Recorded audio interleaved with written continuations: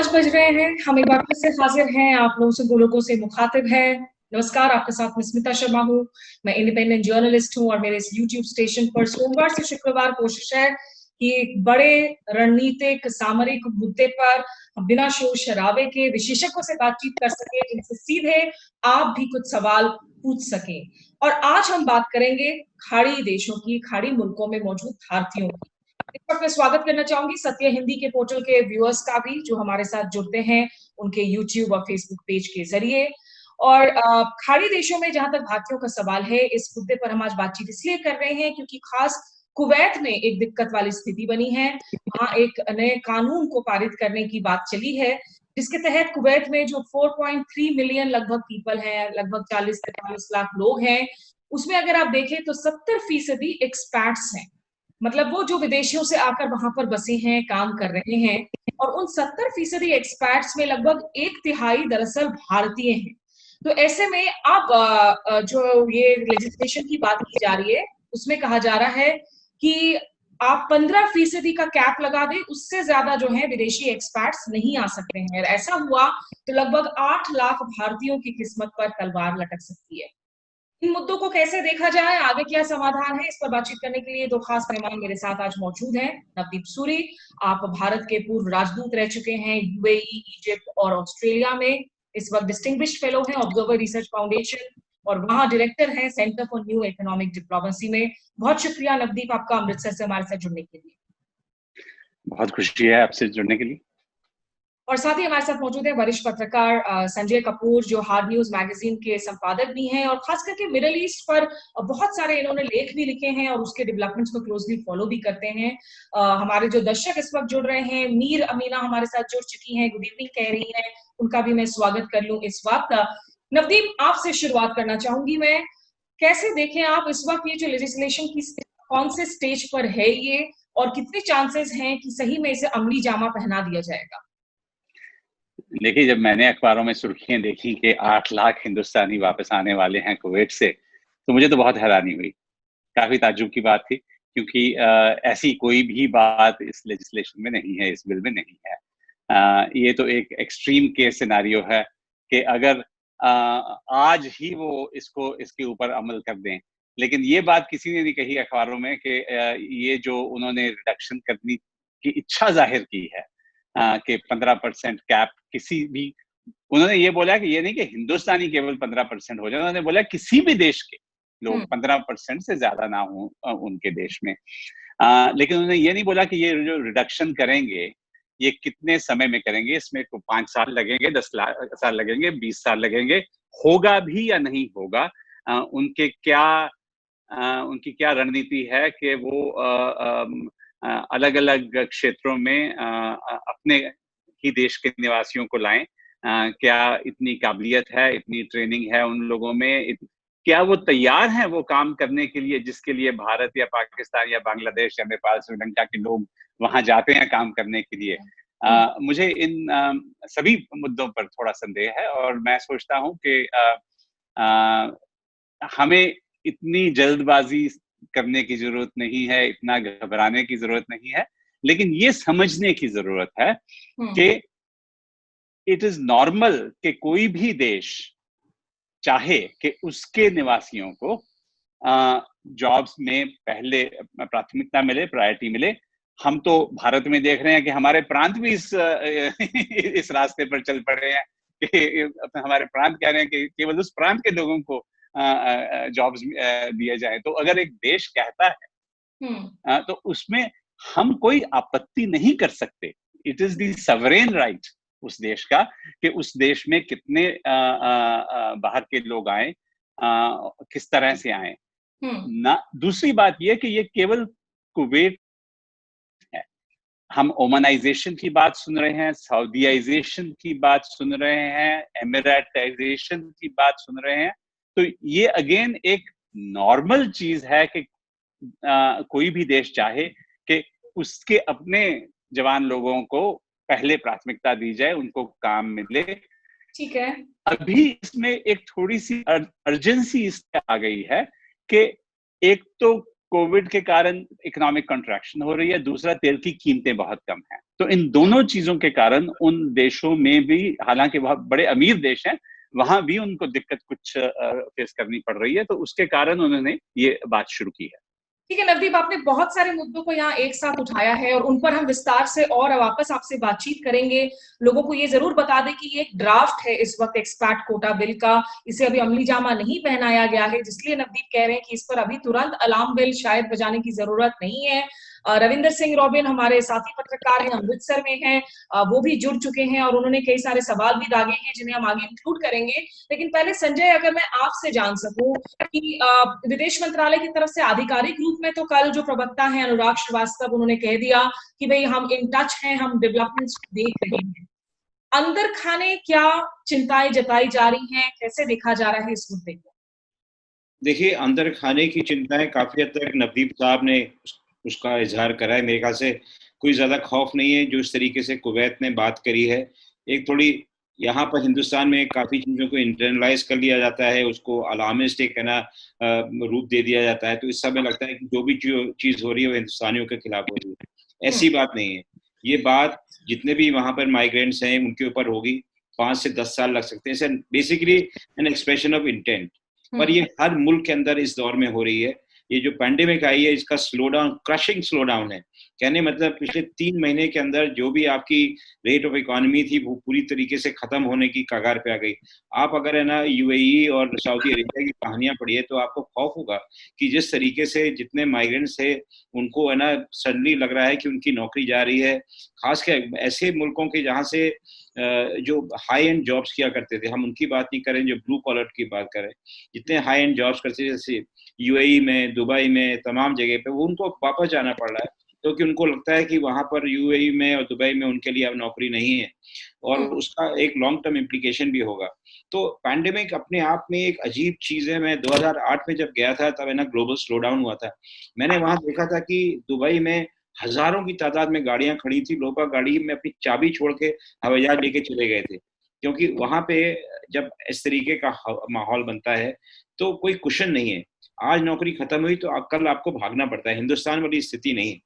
और दूसरा जो मुझे इस बात का एहसास है कि कुवैत वगैरह में कंफ्यूजन और भी बढ़ गया कि वहाँ पे काफी इलीगल लोग भी रहते हैं कि एक वर्कर लीगल होगा, 3 वो रहेंगे, तो उसमें ये लगता है कि, और पैंडेमिक के दौरान ये पूरी बातें बहुत सारी बाहर आ गई क्योंकि कई लोग बीमार पड़े, कुछ लोगों को पता चला कि जितने लोग होने थे उससे कहीं ज्यादा निकले। तो this is an issue which has suddenly come up in a big way.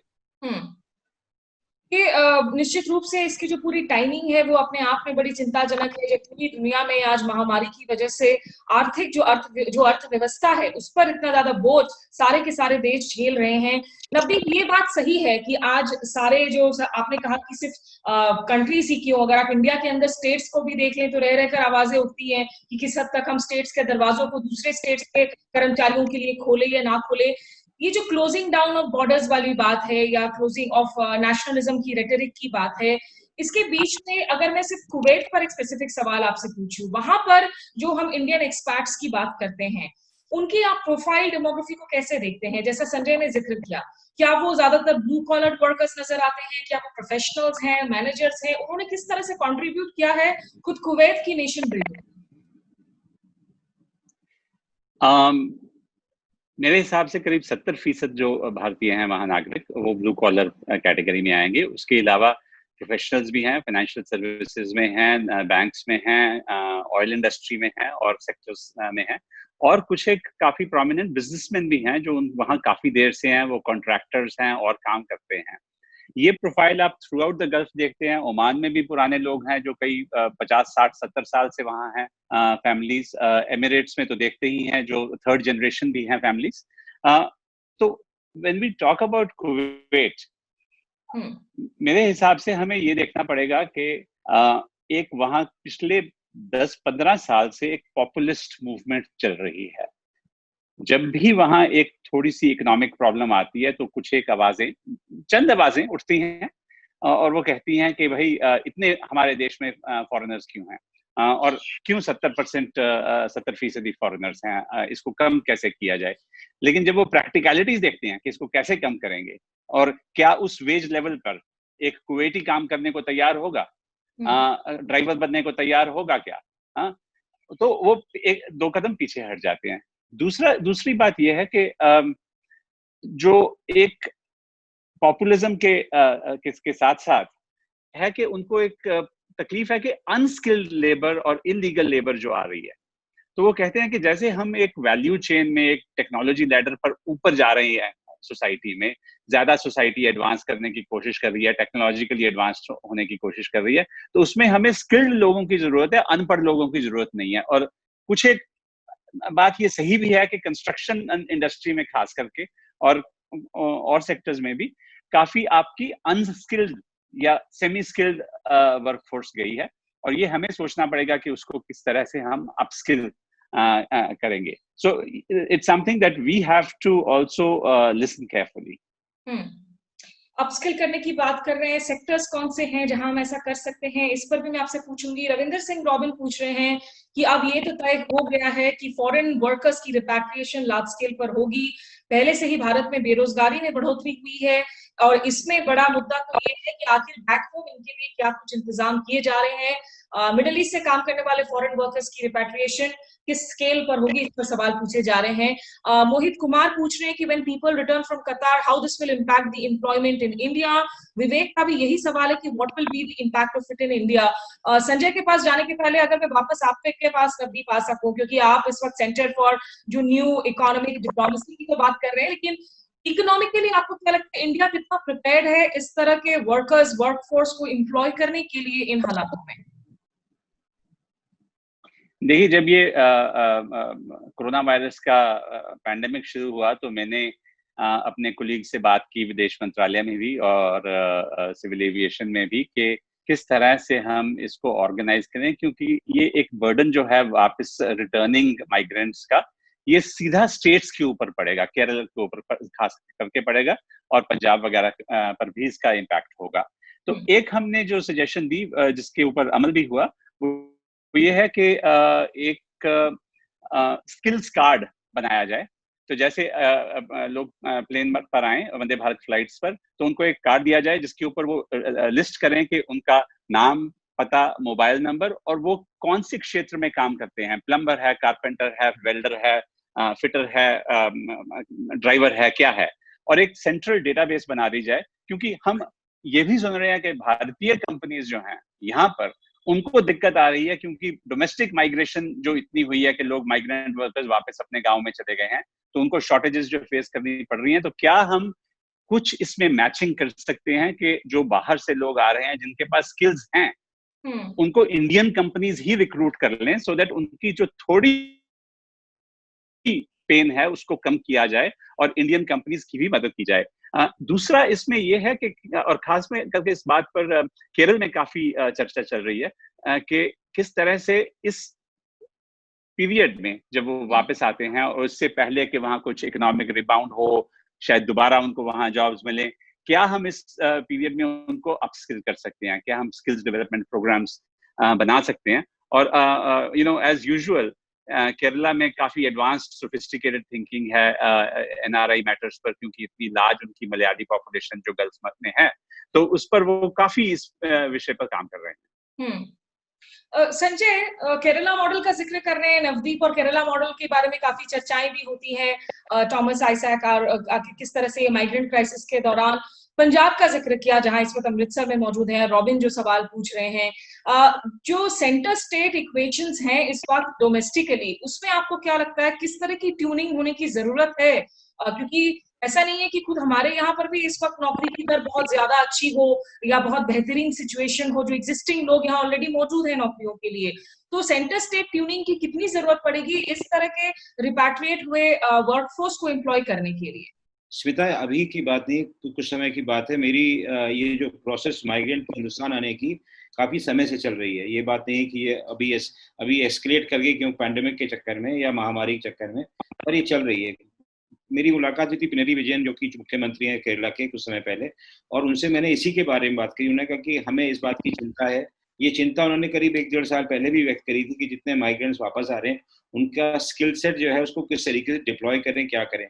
उन्होंने प्रधानमंत्री को चिट्ठी भी लिखी, उन्होंने कई सारे ना उनसे उनसे डिमांड भी करी कि कुछ है ना उनके लिए कुछ क्रिएट करा जाए या कोई स्पेसिफिक इंडस्ट्री क्रिएट करा जाए यहाँ पर।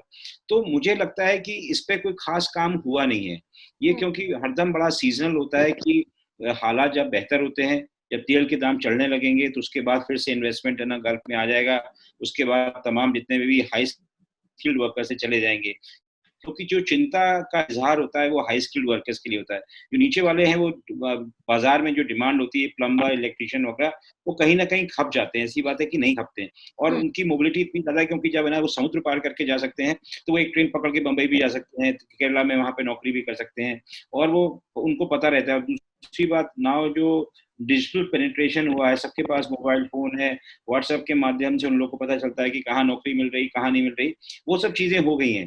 पर जो सबसे बड़ी समस्या है कि जो हाई स्किल लेबर है उसको आप कहाँ पे ले। हमारी जो इंडस्ट्री है काफी हद तक मैन्युफैक्चरिंग में गिरावट है, इसमें काफी ऐसी समस्या है जो कि और बढ़ेगी। जैसे चाइनीज की गुड्स आना बंद हो जाएंगी, हमको मैन्युफैक्चरिंग में पूरा एक लर्निंग कर्व के थ्रू जाना पड़ेगा, ये कुछ नई इंडस्ट्री लगानी पड़ेगी अगर प्लेस करना चाहते हैं चाइना से गुड। तो कहने मतलब है कि काम बहुत ज्यादा करना है, और यहाँ पे सिर्फ लफाजी होती है, यहाँ पे बड़े बड़े नारे है ना लोग है ना करते हैं, और पूरे देश को नारों के बीच में घेर रखा है। यहाँ पर जरूरत है कि कॉन्क्रीट काम करा जाए जिससे कि जमीन पे लोगों को दिखाई पड़े, लोगों को हिम्मत बढ़े। और वैसे कुछ सूबों में काम हो रहा है, केरल में बहुत ज्यादा काम हुआ है, क्योंकि जैसे नवदीप साहब ने कहा कि वहां पर एक एनआरआई कल्चर है। अगर आप है ना केरल में किसी से भी बात करेंगे तो वो बताएगा कि मेरे चाचा है ना ओमान में है या कुवैत में है, तो उसकी जो एम्बिशन वो यही रहती है कि पढ़ाई के बाद वहां चला जाए। वो दिल्ली में नहीं काम करने के लिए आना चाहता, वो कहीं और काम नहीं करना चाहता, वो गल्फ में काम करना चाहता है। तो वो उस तरीके की वहां पे सोच रही है। पर परेशानी तो होगी, अगर वापस आ रहे हैं वो पूरा पूरा अगर सपना टूट जाता है वहां जाने का, तो उनको समझना पड़ेगा कि अगली रोटी, अगली नौकरी कहाँ से आएगी। बिल्कुल। और अगर इसमें जी जी नवदीप, आप कुछ कहना चाह रहे, बताइए। स्मिता, इसमें दो चीजें हैं जो हमें कंक्रीट देखनी पड़ेंगी। एक है कि इन देशों में, खलीज देशों में एक स्ट्रक्चरल शिफ्ट हो रहा है। तो जो हम सोचें कि अगर बिजनेस एज यूजुअल चलेगा तो वो नहीं चलेगा। वो इसलिए कि इन देशों की अपनी पॉपुलेशन बढ़ रही है, यंग लोगों की पॉपुलेशन बढ़ रही है, और अभी 5-7 साल पहले तक एक रिवायत बनी हुई थी कि जो वर्कफोर्स में आएगा उसको सरकारी नौकरी मिल जाएगी। अब ये संभव नहीं है उन देशों में। उनको ये बात समझ आ गई है कि सरकारी, अगर हम सबको सरकार में ले लेंगे इतनी ऊंची ऊंची सैलरीज के पर, तो इनएफिशिएंट गवर्नमेंट हो जाएगी। तो वो 5-7 साल से पूरी कोशिश कर रहे हैं, प्राइवेट सेक्टर पर दबाव डाल रहे हैं अपने, कि आप हमारे लोगों को ज्यादा लीजिए। और करीब समझिए कि हर एक बैंक में, हर एक इंडस्ट्री में एक कोटा सा लग गया कि आपको लेना पड़ेगा उन लोगों को। सऊदी अरेबिया में अगर आप देखें तो एक अनइमेजिनेबल चीज थी 3-4 साल पहले तक भी, कि सऊदी जो नेशनल्स हैं वो रिटेल इंडस्ट्री में रहेंगे, या सऊदी नेशनल्स जो हैं वो एक रिसेप्शनिस्ट या फ्रंट एंड पे रहेंगे। लेकिन आज शुरू हो गई है ये बात। दूसरा, आप देख रहे हैं कि सऊदी अरेबिया में बहुत सारे इंडियंस, पाकिस्तानी, साउथ एशियन जो थे वो ड्राइवर्स थे, और उनका काम था कि लेडीज को एक जगह से दूसरी जगह ले जाना। अगर लेडीज ने ड्राइव करना शुरू कर दिया तो ऑल ऑफ दोज पीपल, उनकी नौकरी तो गई। सो कुछ एक स्ट्रक्चरल चेंजेस हो रही हैं, और आई थिंक हमें ये देखना है कि कुछ जॉब्स इस तरह के थे जो वापस नहीं आएंगे, लेकिन उनकी जगह कुछ और एवेन्यूज क्रिएट हो रहे हैं। तो क्या हम उन अपॉर्चुनिटीज का फायदा उठा सकेंगे कि जो हमें पता है कि इन सोसाइटीज में आगे इन जॉब्स की डिमांड रहेगी ही रहेगी। तो आपकी एम्प्लॉयमेंट के लिए अगर हमें फॉरवर्ड प्लानिंग करनी है, तो मैं समझता हूं कि एल्डरली लोगों की केयर के लिए उनको जरूरत पड़ेगी, बच्चों की देखभाल के लिए उनको नैनीज की जरूरत पड़ेगी, डोमेस्टिक वर्क की पड़ेगी। लेकिन मुश्किल क्या आती है कि हमारी लेडीज गांव से जाती हैं सीधी, उन्होंने ना तो वो माइक्रोवेव जानती हैं, ना वो वॉशिंग मशीन जानती हैं, ना वो वैक्यूम क्लीनर जानती हैं क्या होता है। पर्सनल हाइजीन के इश्यूज होते हैं, लैंग्वेज के इश्यूज होते हैं। ये हम आराम से 2-4 हफ्ते की ट्रेनिंग में ओवरकम कर सकते हैं। फिलीपींस ने क्या किया है, मेजॉरिटी वहां डोमेस्टिक वर्कर्स फिलीपींस से हैं और प्रेफर्ड हैं, और उनको इंडियन से डबल तनख्वाह मिलती है।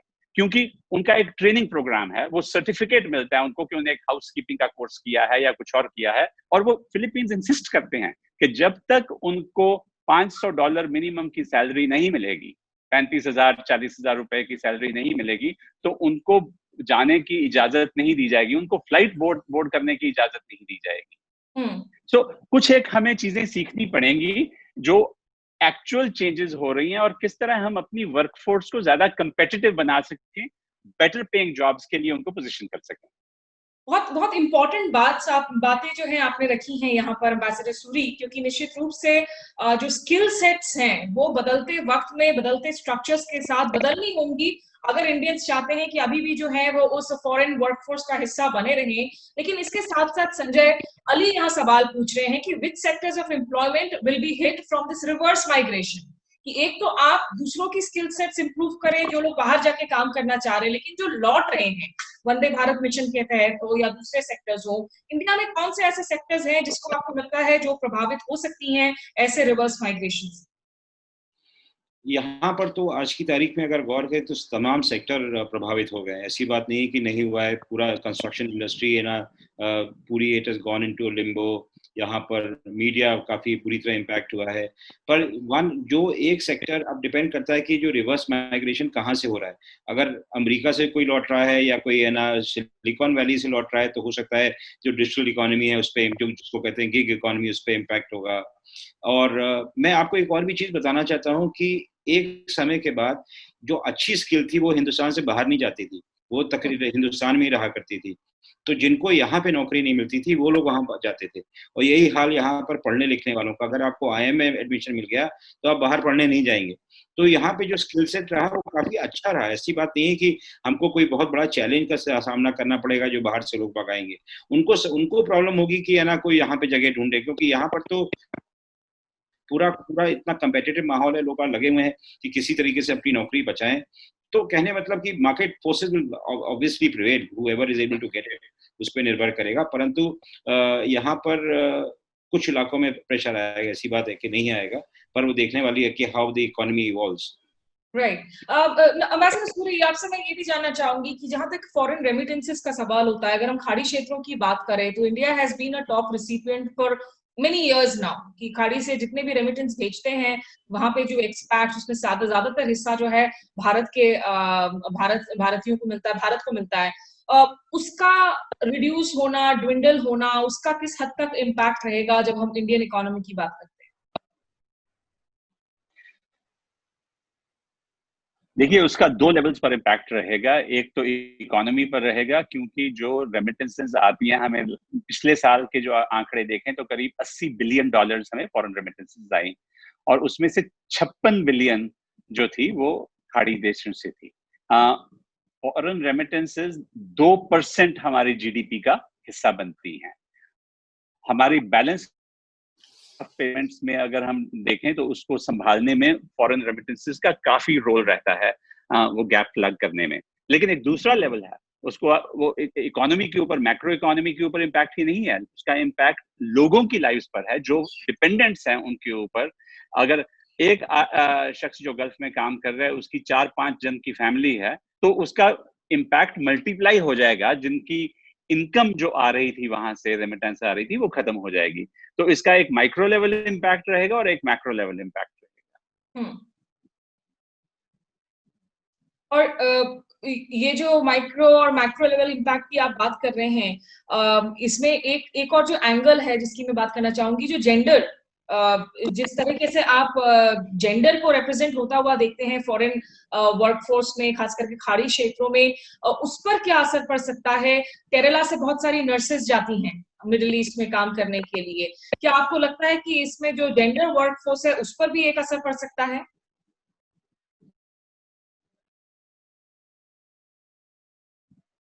मेरे ख्याल से in case construction industry, aviation industry, hospitality sector, tourism sector, इनके ऊपर ज्यादा असर है। हेल्थ केयर एक्चुअली उतना इम्पैक्ट नहीं है, क्योंकि कोरोना वायरस के कारण एक्चुअली हेल्थ केयर वर्कर्स की ज्यादा जरूरत पड़ रही है, और हमने एक्चुअली इस पीरियड में एडिशनल नर्सेज को भेजा है, मेडिकल स्टाफ को भेजा है खाड़ी देशों में। सो आई थिंक इस केस में जेंडर इम्पैक्ट उतना नहीं होगा जो हम नॉर्मली एक्सपेक्ट करेंगे।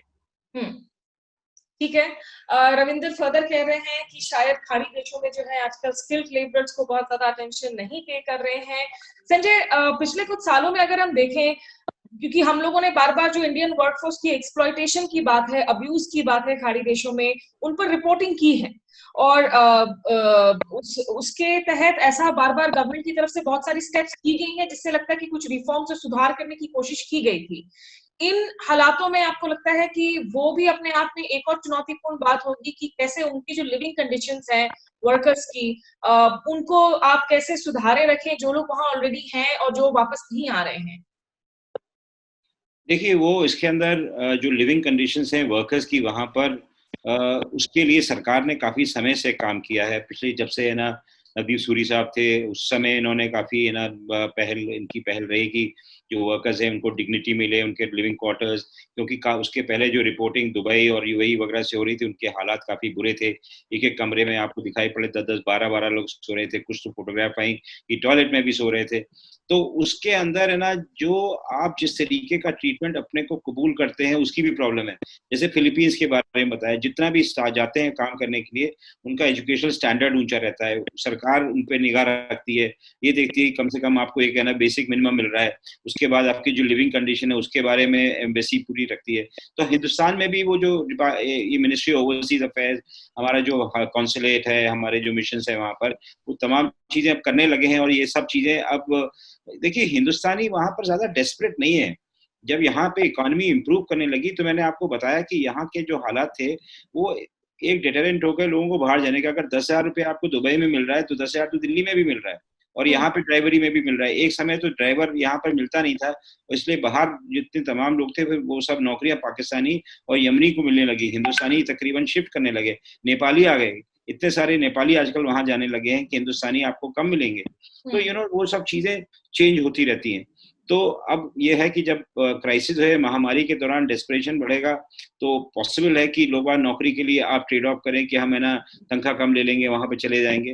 अगर ये करते हैं तो बहुत है ना, मेरे ख्याल सरकार को उसके ऊपर काफी निगाह रखनी पड़ेगी, जिससे कि उनके ऊपर है ना वो सब ना हो।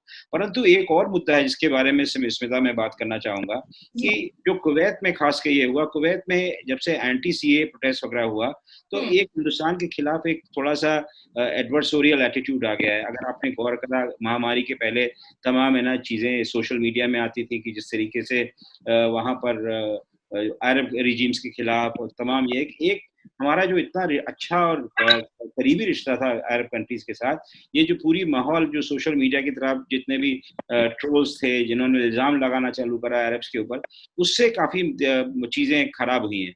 और कुछ हद तक जो मुझे फीडबैक मिल रहा है कुवैत से और अरब कंट्रीज से भी, कि जो जा रहे हैं लोग वहाँ की जो एनफोर्समेंट एजेंसीज हैं ये हैं, तो I mean they are happy they are going वाली बात। समझ रहे हैं आप? ये सवाल इनफैक्ट मैं आपसे पूछना भी चाह रही थी संजय, कि आखिरी राउंड में जो है मैं ये कॉन्वर्सेशन को लाना चाह रही थी कि इंडिया में जो इस वक्त एक पॉलिटिकल एटमॉस्फेयर है और उसमें एंटी सीए प्रोटेस्ट हो या तबलीगी जमात को लेकर जो एक पूरा का पूरा नैरेटिव खड़ा हुआ, माइनॉरिटीज को लेकर सरकार के रवैये पर जो सवाल खड़े होते हैं, आपको लगता है कि ये सारी भी फैक्टर इन हो रही हैं? आप ओमान की बात करें, कतर की बात करें, कुवैत की बात करें, क्या ये सिर्फ इकोनॉमिक कैलकुलेशंस नहीं है जो डिसीजंस लिए जा रही हैं, बल्कि उसमें एक पॉलिटिकल कैलकुलेशन भी है? 90% तो कहने मतलब इकोनॉमिक कैलकुलेशंस है, मैं उसके बारे में नहीं कह रहा हूँ, उसमें I don't want to take away anything. पर उसके साथ साथ जो पूरा माहौल बना है पिछले 3-4 महीनों में, खास के एंटी सीए प्रोटेस्ट के बारे में, उसके बारे में तरह तरह के जो ट्वीट थे। एक हमारे पॉलिटिशियन साहब हैं, क्या नाम है, स्वामी साहब, उन्होंने एक ट्वीट कर दिया था जिसके अंदर उन्होंने इल्जाम लगाया था कि कुवैत में वो नमक हराम है। तो उसकी वहाँ पे बहुत ज्यादा चर्चा हुई, लोगों ने कि हमने क्या नमक हरामी करी। तो पुरानी बातें 1991 में तमाम जो कुछ मदद करी रिफ्यूलिंग में इधर उधर, तो कहने पता कई सारे गले मुर्दे उखाड़े गए हैं रिश्तों में थोड़ी सी दूरी करने के लिए। तो मुझे लगता है कि भारत सरकार ने कुछ समय से काफी मेहनत करी है अरब कंट्रीज के साथ रिश्ता बनाने में, चाहे सऊदी अरेबिया के मोहम्मद बिन सलमान के साथ हो, जो क्राउन प्रिंस है, या यूएई के साथ काफी बहुत करा। जब हमारे एम्बेसडर साहब थे वहां पर तो इतनी ज्यादा करीबी थी कि जब भी हिंदुस्तान का 15 अगस्त का होता था तो वहाँ पे रोशनी होती थी और काफी अच्छा सेलिब्रेशन होता था। पर ये जो तमाम लोग जो कि अनपढ़, जिनको की समझ नहीं है और खास के जो मजहबी बातें करते थे, उन्होंने तरह तरह के इल्जाम लगाने चालू करे और हिंदुस्तान को बहुत ज्यादा एम्बैरेस करा। उनका जो पूरा रिलीजियस ट्रोल थे मुसलमानों के खिलाफ, तो ये जो खास के तबलीगी जमात के खिलाफ भी ना हिंदुस्तान सरकार ने लिया। उसके बाद जो माहौल बना कि यहाँ पर महामारी के जिम्मेदार वो हैं, तो इसका कोई अच्छा प्रभाव नहीं पड़ा है वहाँ। ये सवाल अम्बेसडर सूरी अगर आप भी वेइ इन कर सकें कि ये, क्योंकि हमने यूएई में भी देखा पूरा का पूरा मामला हुआ किस तरह से सोशल मीडिया में जो है कुछ इंडियन वर्कर्स ने भड़काऊ बयान दिए, मजहबी ध्रुवीकरण वाले बयान दिए, जिसके बाद उनके खिलाफ एक्शन भी हुआ। वो सही बात है, आपने जो शुरुआत में कही थी कि इंडियन वर्कर्स के को कैप करने के लिए ये बिल्स नहीं लाए जा रहे हैं, लेकिन फैक्ट ये भी है कि इंडियन वर्कर्स की तादाद सबसे अगर ज्यादा है इन ज्यादातर मुल्कों में, किस हद तक इंडिया की डोमेस्टिक पॉलिटिक्स का रिफ्लेक्शन भी नजर आ रहा है वहां की नैरेटिव में? देखिए, मैं इन दोनों मुद्दों को मिक्स नहीं करूंगा, क्योंकि एक रियलिटी है कि इंडियन वर्कर्स को अभी भी एक प्रेफर्ड एक्सपैट्रिएट वर्कर का स्टेटस मिलता है, और काफी उनके ऊपर उन देशों की डिपेंडेंस है, और उसके कई एक कारण हैं। लेकिन जो दूसरी बात आपने कही उसमें कोई शक नहीं, और मैंने खुद इस बात के बारे में बोला है कि एक अजीब चीज है कि एक तरफ तो प्रधानमंत्री जी ने एक पर्सनल इनिशिएटिव लिया है, सऊदी अरेबिया गए हैं, यूएई गए हैं, बहरीन गए हैं, ओमान गए हैं, और एक्चुअली उन देशों के साथ हमारे रिलेशंस में काफी एक ग्रोथ आई है और उनकी एक छवि है उन देशों में। लेकिन दूसरी तरफ उन्हीं की पार्टी के या उन्हीं के समुदाय के कुछ एक लोग हैं जो इस तरह की बातें करते हैं, जो एक सरकार के एफर्ट को अंडरकट कर रही है, अंडरमाइन कर रही है। तो ये एक बहुत ही गलत बात है, क्योंकि आज के दिन में हम इवन हमारे ट्रोल्स को ये बात समझनी चाहिए कि कोई भी बात जो वो कहते हैं भारत तक सीमित नहीं रहती। We are washing our dirty laundry in public, और खास करके यूएई में काफी लोगों को ताज्जुब हुआ इस बात का, क्योंकि उनके कई एक नेता जैसे डॉक्टर अनवर गर्गाश वगैरह हमसे बात करते थे कि भाई भारत की तो ये खासियत है कि आपके पास दुनिया की सेकंड या थर्ड लार्जेस्ट मुस्लिम पॉपुलेशन है, 180 मिलियन मुस्लिम है इंडिया में, अच्छे से रहते हैं, और हार्डली आपको कोई एग्जांपल मिलता है कि भारत का कोई मुसलमान जो है वो आईसिस को या अलकायदा को ज्वाइन किया हो। तो किस तरह ये हुआ कि भारत के जो मुस्लिम पॉपुलेशन है वो एक्सट्रीमिज्म और फंडामेंटलिज्म से दूर रही। लेकिन अभी जिस तरह की ये बातें शुरू हुई हैं उनको हैरानी हुई, अरे आपके देश में इस तरह की मुश्किलें हैं, हमें तो मालूम नहीं था। आई डोंट थिंक इसका वर्कर्स के ऊपर कुछ असर होता है, वो एक इकोनॉमिक इशू सेपरेट है, ये पॉलिटिकल इशू सेपरेट है, और काफी आई थिंक हमें ये बात समझ आई और सरकार ने इसके ऊपर फिर काफी कदम उठाए कि उनको रीअश्योर किया जाए। और अगर आपने देखा हो तो पिछले 2-1 महीने में ये एक सडनली एक रश हुआ था इस्लामोफोबिया का, वो काफी अब कम हो गया है लास्ट 1-2 महीने में, बिकॉज आई थिंक एक रिकग्निशन थी कि इसका हमारे राष्ट्रीय हितों पर नुकसान हो रहा है। उसके पीछे तो ये भी तो वजह हो सकती है ना कि महामारी के चलते इस वक्त जो पूरा का पूरा ध्यान कोविड पे भटका हुआ है, नहीं तो एक सिरे से जो इवेंट्स हुए थे, एंटी-सीए प्रोटेस्ट्स हो, दिल्ली रायट्स हो, अभी उस तरह के हालात जो है वो नहीं बने हुए हैं। संजय, आपकी एम्बेसडर्स से यहाँ पर ऑफ रिकॉर्ड जो बातचीत हो रही है, आपको क्या निचोड़ फील हो रहा है, उनकी क्या सेंटिमेंट्स है यहाँ? देखिए, मेरी है ना खास के अरब कंट्रीज के और इस इलाके के एम्बेसडर से काफी बातचीत होती रहती है, और मुझे लगता है कि वो मुझसे अपनी परेशानी का इजहार करते हैं। उनको हिंदुस्तान एक दोस्त मुल्क लगता है, जिन्होंने हर समय जो अरब कॉजेज हैं, पैलेस्टीनियन कॉजेज हैं, उसके लिए खड़े हुए, दबंगई के साथ उन्होंने खड़े। पर जब से यहाँ पर हालात हुए हैं कि आप इनको दुश्मन के तौर से देखते हैं, उनको दुनिया में हर प्रॉब्लम के लिए जिम्मेदार मानते हैं, इससे है ना ये उनके समझ में नहीं आता है कि क्या हो रहा है यहाँ पर, और बार बार है ना ये समझने की कोशिश करते हैं कि हिंदुस्तान एक प्लूरल डेमोक्रेसी है, जिसने यहाँ पर बताया कि करीब 18 करोड़ मुसलमान है, सब लोग मिल के रहते हैं, यहाँ पे तमाम नदवा है, देवबंद है, जितनी भी सो कॉल्ड सेमिनरीज हैं, जिसका इस्लाम में इतना कंट्रीब्यूशन है, उसको क्यों इस तरीके से डिमोनाइज करा जा रहा है। ये बार बार सवाल हर जगह पे हमारे पास आता है, जब भी किसी भी है ना डिप्लोमेटिक पार्टी या कहीं पे भी होते हैं, तो ये बात समझो, उनको लगता है कि सरकार की तरफ से जो इंटरवेंशन होना था वो उतना नहीं हो रहा है जिससे कि जो कि इनके ऊपर काबू कर सकें। तो ये उनके लिए है। तो मुझे लगता है कि एक बड़ा फॉरेन पॉलिसी चैलेंज है। और देखिए दूसरी तरफ वहाँ पर अरब कंट्रीज में भी प्रॉब्लम है। ये टर्की, मलेशिया, आपके ईरान, ये तमाम लोग है ना, सऊदी अरेबिया का जो इन्फ्लुएंस है, जो होल्ड है, उसको चैलेंज करने में लगे हैं। उनको लगता है कि सऊदी अरेबिया जितने भी जहाँ जहाँ पे मुसलमान तकलीफ में उसके बारे में नहीं बोल रहा है, तो उनके जो इनर कॉन्ट्रडिक्शंस है वो भी ना यहाँ पर दिखाई पड़ते हैं। तो ठीक है, आखिरी सवाल जो मैं आप दोनों से लेना चाहूंगी, एम्बेसडर सूरी, विवेक कुमार पूछ रहे हैं कि अगर ये कदम सही में जो है इसकी अमली जामा पहना दी जाती है, कुवैत की अगर हम बात करें, अगर भारतीयों को लौटना पड़ता है, तो भारत और जो मिडिल ईस्ट कंट्रीज हैं उनके बायलैटरल रिलेशंस पर इसका क्या असर पड़ेगा? मेरे ख्याल से पढ़ना नहीं चाहिए और पहले हमें ये सोचना नहीं चाहिए। हमें देखना चाहिए कि जो लेजिस्लेशन एक्चुअली निकलेगी उसमें कोई टाइम फ्रेम भी है या नहीं है, या केवल ये एक डिक्लेरेशन ऑफ इंटेंट है कि हम चाहते हैं कि पॉपुलेशन कम हो। किस तरह से इसको इम्प्लीमेंट करेंगे? तो मैं तो अभी अगर लगता है कि अक्टूबर नवंबर तक ये बिल पास होगा शायद उनकी नेशनल असेंबली में, तो लेट्स वेट फॉर दैट कि उसकी एक्चुअल प्रैक्टिकल शेप क्या रहती है। स्मिता, एक चीज मैं कहना चाहता था कि जब हम फॉरवर्ड लुकिंग देखते हैं, इसके हम ये ना सोचे कि क्या हो गया, कौन से सेक्टर में हमारे जॉब्स जा रहे हैं। मैं फिर कहूंगा कि हमें सोचना चाहिए कि कौन से सेक्टर्स में हमें जॉब मिल सकते हैं।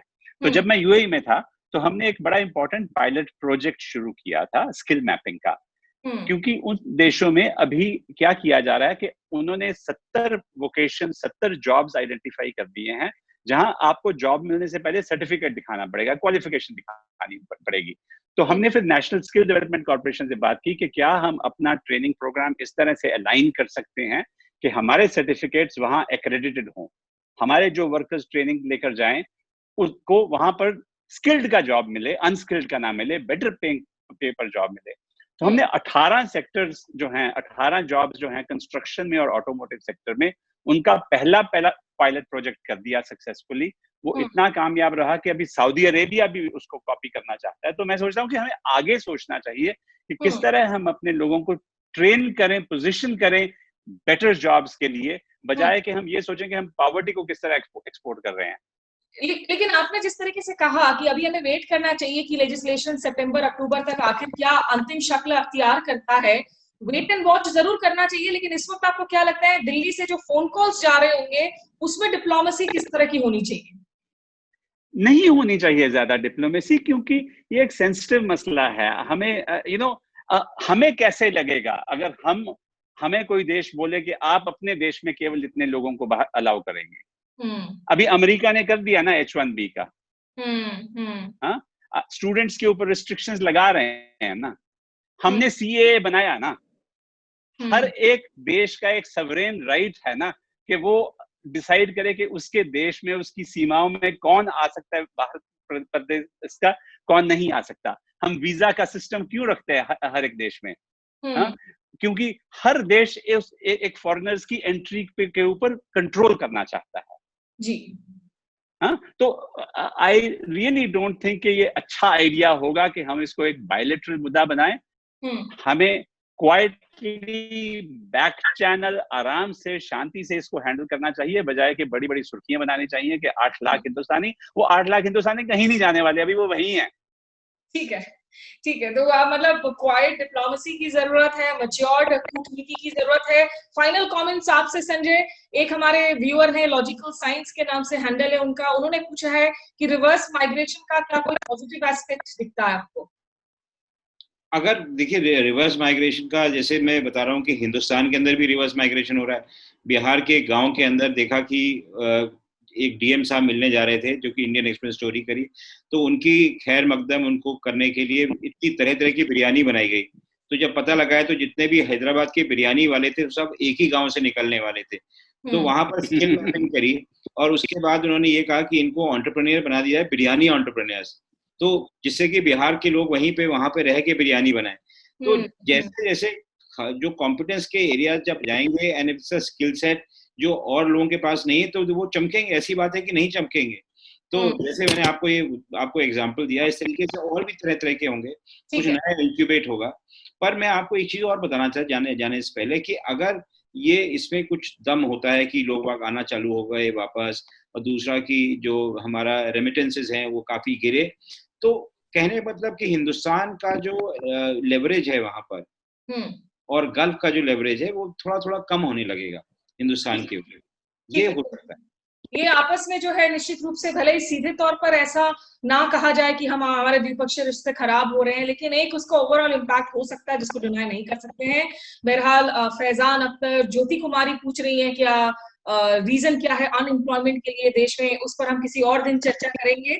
आज के लिए बस इतना ही। आप सभी दर्शकों का हमारे साथ जुड़ने के लिए बहुत शुक्रिया और एम्बेसडर नवदीप सूरी, संजय कपूर, आप दोनों ने वक्त निकाला इस चर्चा में जुड़ने के लिए। बहुत शुक्रिया सवालों के जवाब देने के लिए। बहुत बहुत शुक्रिया आपका भी बहुत शुक्रिया। रविंदर सिंह रॉबिन कह रहे हैं it's great to hear ambassador Suri. और जो दर्शक हमारे सत्य हिंदी पोर्टल के जरिए, फेसबुक, यूट्यूब के जरिए हमारे साथ जुड़ रहे हैं, उनका भी बहुत शुक्रिया। तो आपसे फिर मुलाकात होगी सोमवार को एक नए अहम मुद्दे के साथ साफगोई से चर्चा के लिए। तब तक आज मुझे दीजिए इजाजत, अभी के लिए बस इतना ही। नमस्कार। सत्य हिंदी के और वीडियोस को देखने के लिए हमारे YouTube चैनल को सब्सक्राइब करें और सीधे नोटिफिकेशन पाने के लिए बेल आइकन दबाएं।